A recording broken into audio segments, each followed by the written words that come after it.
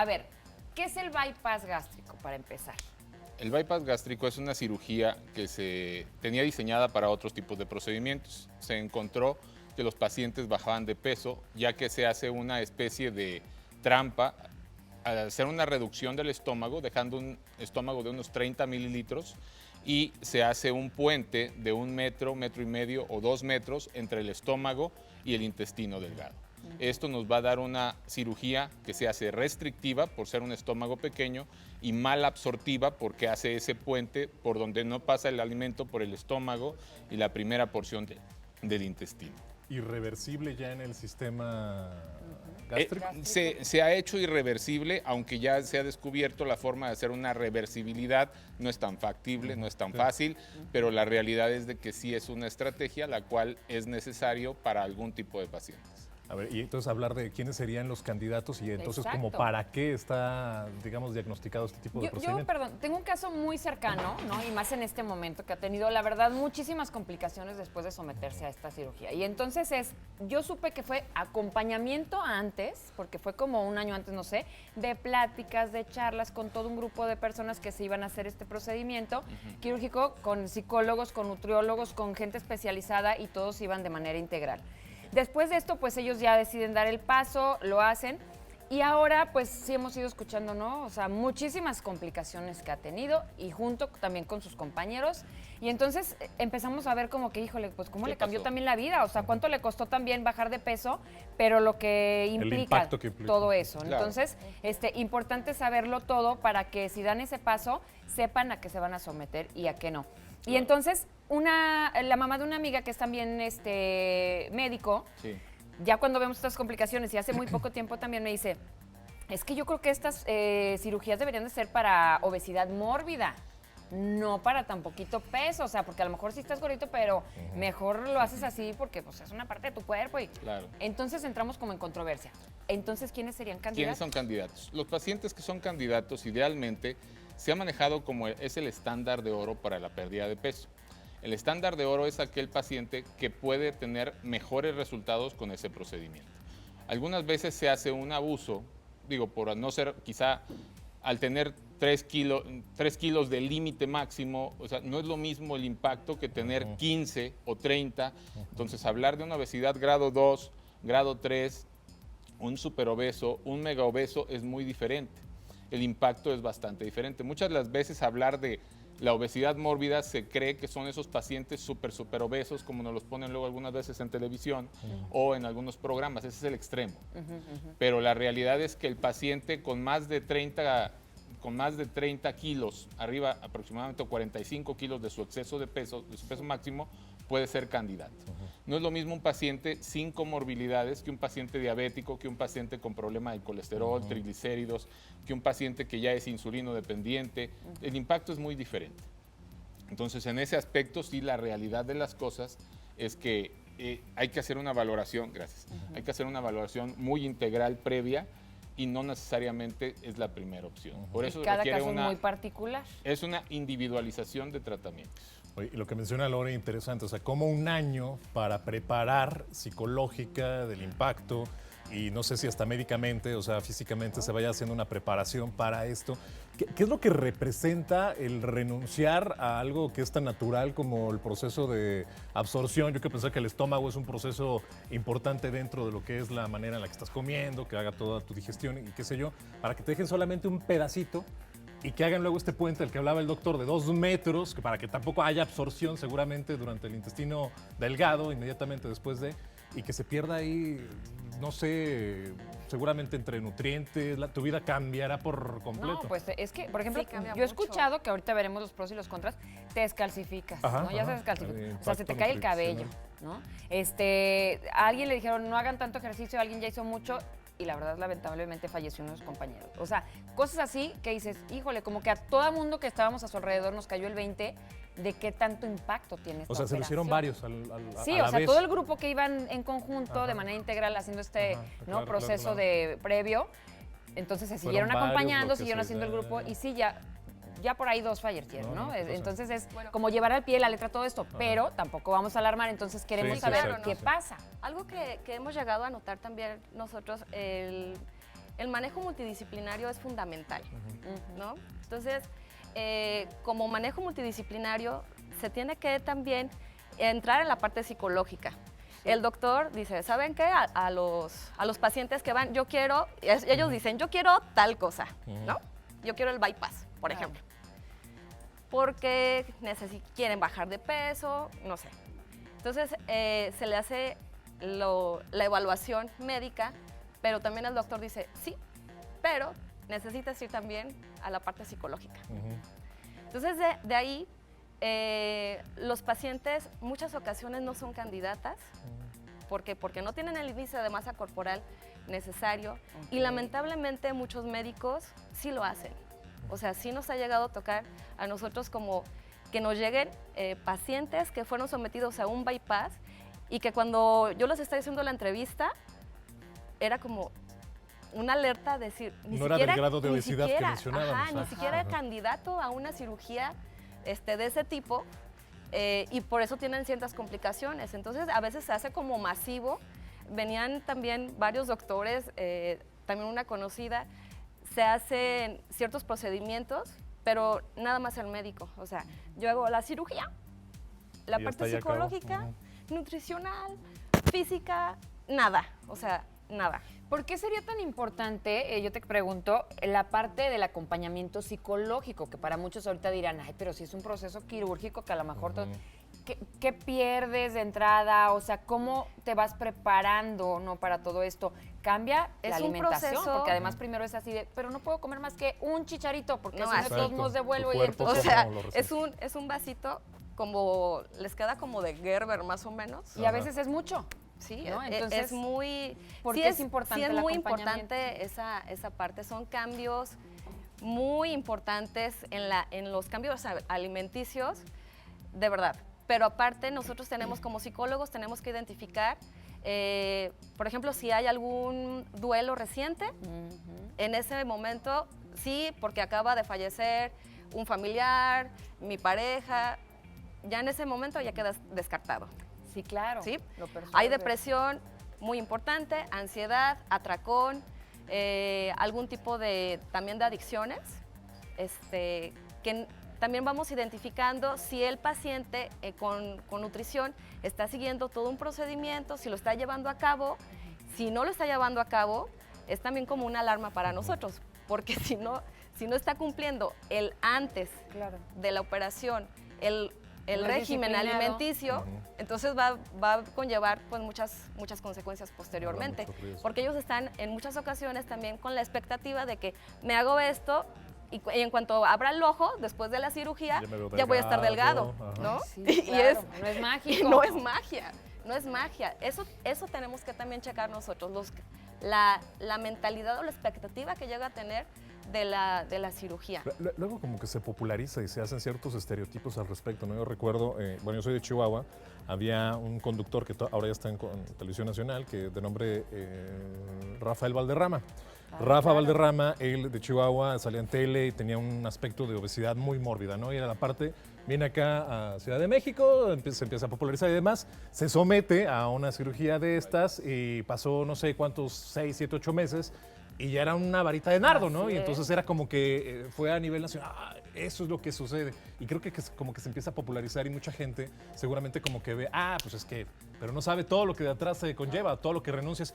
Físicamente, tu cuerpo, ¿a qué renuncia? ¿Qué sucede después del bypass? Tu cuerpo renuncia, o sea, primeramente vas a tener una saciedad. ¿Qué es la saciedad? Esa sensación de apetito, esas ganas de comer se pierden. Entonces, al perderse, pues obviamente tienes un primer mecanismo de satisfacción. Ya no tienes esa ansiedad por comer. Punto 2. Aunque tú quieras comer la misma cantidad que comías, pues no vas a poder, porque tienes un vasito de Gerber más chiquito. Entonces, se me antoja un filete. Se me antoja un filete, pues te lo podrás y comer, 2 pero a bocados. pedacitos. Sí, ¿Sí me explico? O sea, entonces, el paciente va a empezar a comer progresivamente y no pueden comer, por ejemplo, en algunas ocasiones se hacen intolerantes a los carbohidratos, que son las azúcares. Les puede llegar a dar diarrea en algunos pacientes. Entonces, son pacientes que tienes que tener como un balanza, como un equilibrio en ese tipo de aspecto, ¿no? Entonces, se pierden nutrientes, se pierden requieres una complementación tanto vitamínica como alimenticia en algunos pacientes. De por vida. No, de por vida. De por vida, eso Digo, es. ese es de por vida, es un cartabón. Se cree que solo es la cirugía y la dieta y vas a poder comer. Sí vas a poder tener hábitos, pero tienes que estarte haciendo seguimiento con el médico, que como decía Yolanda, es algo importante. O sea, los operan y ya no vuelves a ver al médico. O sea, o lo ves 3 meses, 6 meses, o los operan en alguna institución donde no les dicen que van a tener que comprar suplementos o complementos vitamínicos, y el paciente hace lo que tú comentabas. Hay un caso muy sonado de la mujer más obesa de Inglaterra que falleció de avitaminosis y falleció de complicaciones que no se dieron cuenta del bypass. Pérdida de pelo, decaimiento, ulceraciones, depresión. Entonces, ¿por qué le pasa eso? Por la pérdida carencial de los elementos que no se absorben en un bypass. Eso, de alguna manera, bueno, pues ya deja como el antecedente de lo que queremos llegar justamente a retratar. ¿Cuál será la calidad de vida de estos pacientes una vez sometidos y si pueden llegar a tener buen término, digamos, después de la pausa? Bypass gástrico es nuestro tema y tenemos inquietudes de nuestro público. Alguien pregunta que si hay alguna restricción con respecto a la edad para poder aplicar el procedimiento. Es recomendable que preferentemente tengas pacientes mayores de edad por hábito legal. Los casos de adolescentes son más especiales, se han realizado, hay protocolos estandarizados, mas no es de primera instancia. ¿Y tienen mejor pronóstico? Me imagino, ¿no? Los sí, adolescentes, claro. o sea, ¿sí? Sí, pero hay algunas restricciones que tienen que entrar en protocolos. Y en mayores de edad se recomienda que tengan algunos protocolos 60, 65 años. Por eso es individualización de casos. O sea, ¿ese es el tope o ese es...? Ese es el tope máximo. Pero sí dependemos de que sea el candidato ideal. Ok. Ahora, yo quisiera saber, doctor, que luego, pues bueno, si no tenemos la información a la mano y si no lo hemos hecho ni nada de estas cosas, yo, por ejemplo, quiero saber, ¿por qué se pierden tantos nutrientes? O sea, ¿qué es lo que pasa en nuestro estómago? ¿Qué parte cortan o qué es lo que sucede que ya no los absorbe nuestro cuerpo de la misma manera? ¿Y por qué al principio, no pueden comer más que poquitito, porque además es, no, pero espérame, tengo que ir al baño porque devuelven las cosas porque de verdad no lo toleran? ¿Por qué es tan drástico todo el cambio? Porque muchas de las veces es por ese cambio de la falta de preparación. Si nosotros tenemos una preparación donde el paciente desde el preoperatorio lo adecuas a que va a estar comiendo solo esa cantidad, ya está acostumbrado a comer esa porción. Pero si en determinado momento no lo tienes acostumbrado a comer esa porción y tú lo dejas que coma, pues obviamente no cabe. ¿Sí me explico? Pero por eso es importante la preparación preoperatoria. El aspecto psicológico igual involucra, ¿por qué? Porque el paciente tiene que estar aceptado de que va a haber un cambio. Algo que se les invita es hacer un cambio dentro de su calidad de vida, pero también dentro de su forma de alimentarse. O sea, es un cambio radical. Sí, radical. Yolanda, ¿cómo es que un paciente toma esa decisión? Es decir, quiero hablar de alguien que psicológicamente seguramente está ya desesperado, ya está en un límite en el que dice, para aventarse, digo, si uno le piensa, no sé, para ir por un golpe, que me pongan la inyección, ajá. Por un dolor de garganta, ¿no? Exactamente, o sea, por algo dices, alguien que sí dice, ¿sabes qué? Voy a que me quiten el estómago, que me hagan, que ya he sabido No de es, ¿Cuál es esa no es tan fácil, porque estos pacientes ya tienen una situación muy compleja. O sea, ya han intentado todos los procedimientos, todos. Entonces son personas muy lastimadas emocionalmente, ya frustrados, desanimados. Entonces llega el punto cuando van buscando, igual también por internet, por los consejos que la gente les está dando. ¿Cómo si bajó? Ah, mira, sí bajó sí, así. Sí. Entonces llegan y la preparación sí no es tan sencilla, porque es estar constantemente haciendo cambios, estar identificando. La manera emocional de ellos también está como muy desfasada, o sea, no saben qué sienten, les cuesta mucho trabajo expresar las emociones, la imagen corporal, en muchas ocasiones también los vemos, que dices, bueno, ¿cómo una persona con estas medidas tiende a usar este tipo de ropa, ¿no? O ni siquiera se da cuenta que tiene un problema. Ya la persona que dice, ya sabes qué, ya estoy desesperada, pero lo están haciendo como ya estoy desesperada, ya necesito bajar de peso. Esa es la situación donde nosotros tenemos que estar adaptando al paciente, trabajando con ellos, porque les mencionaba lo del duelo. El duelo reciente en una persona o que esté trabajando en esa parte de la depresión y de la ansiedad, si no está bien trabajada emocionalmente y a veces también con el apoyo psiquiátrico, cuando ellos están perdiendo de peso es otra pérdida muy importante. Ya no se reconocen a ellos mismos. ¿Qué está pasando? Ya la ropa no me queda, cambios tan importantes en la vida. Entonces, ¡pum!, y todo. viene una depresión. Por eso es prácticamente también de por vida el acompañamiento psicológico para estos pacientes. Es un cambio de hábito, el estar ahí acompañando, bueno, yo les digo, yo soy su psicóloga 24 horas del día, así, no los puedo dejar. De cabecera. De cabecera. A ver, doctor, entonces antes de entrar en cuánto dura este proceso, o sea, cuánto dura la operación, qué implica, cómo se recupera uno, yo quiero saber los pros y los contras, digamos, objetivamente. Como les habla a los pacientes, así Los para... pros es una calidad de vida mejor. Sí. Una pérdida de peso de aproximadamente puede ser del 80% del exceso de peso. Puede llegar a ser restricción o mejoría de las enfermedades asociadas, como puede ser colesterol, triglicéridos, hipertensión, diabetes. Esto puede llegar a ser bajar el número de medicamentos que toma el paciente o incluso dejar de tomar medicamentos. Eso no quiere decir cura, es control de las enfermedades. Entonces, eso es parte de los pros. Los contras es someterse a los riesgos del procedimiento. Los riesgos empiezan desde ese aceptamiento a querer hacer algo. En segundo, a querer hacer la preparación completa. ¿Cuál es la preparación completa? Manejo integral de obesidad, de nutrición, psicología, el aspecto físico y el cambio radical de alimentación. El procedimiento transoperatorio es una anestesia general, los riesgos de sangrado, infección, el riesgo de fuga o fístula porque se hacen cortes en las estructuras, es un riesgo relativamente bajo, aunque es un riesgo presente. Riesgos de estenosis en las uniones, de hernias internas que puede haber a mediano, a largo plazo, y más cuando se baja de peso. El riesgo de... ¿Sí? El riesgo de la vitaminosis, desnutrición, descalcificación y el seguimiento a largo plazo. ¿Por qué? Porque eso es importante. Si se deja de hacer, altera su calidad de vida. Entonces es como casarse con el médico. Así es. ¿Por qué no pudiéramos hacer, o sea, les comentaba yo de este caso en el grupo de mi amiga que uno de los chicos falleció? Obviamente le dijeron, no puedes hacer tantos esfuerzos ni hacer tanto ejercicio, no sé en cuánto tiempo. Y él, pues la verdad, ¿no? O sea, lo comprendemos que de repente, emocionado con el cambio, con que bajó de peso, empezó a hacer mucho ejercicio. Y claro que vino después un infarto, no lo sé. ¿Y por qué no se pudiera hacer tanto ejercicio y en cuánto tiempo no? O si vuelves a tu vida normal en cuanto a esto. Es que es relativo. Por eso es importante la preparación desde el preoperatorio. ¿En qué aspecto? Tú tienes que tener valoración cardiológica, valoración neumológica, desde el punto de vista antes de la cirugía. Eso nos va a dar un parámetro de las condiciones físicas del paciente. Los cuidados posoperatorios de la cirugía te va a restringir a hacer un cierto número de actividades, pues alrededor de unos 2, 3 meses y entre comillas, porque algunas actividades principales o básicas las puedes hacer desde un mes, mes y medio. Pero la realidad es de que si un paciente tiene, como decía bien Yolanda, un trastorno de adicción y a la alimentación, va a cambiar su adicción al ejercicio, es como el que deja de fumar, Sí, va a tener otro hábito. Claro. Entonces, Cafecito. si no se tiene ese tratamiento complementario, se pierde en el camino.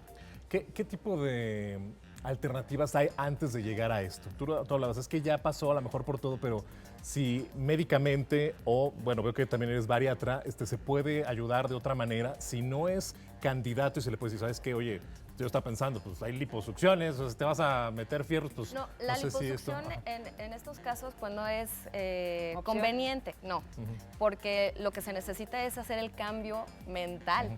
O sea, ya llevo 3 lipos y otra vez Exacto, regreso a y lo otra mismo. vez Ajá. los malos Ok. hábitos alimenticios, pero no nada más eso, o sea, también viene la genética. La parte genética es bien importante. O sea, conlleva muchas cosas. La parte genética no nada más es el sedentarismo, sino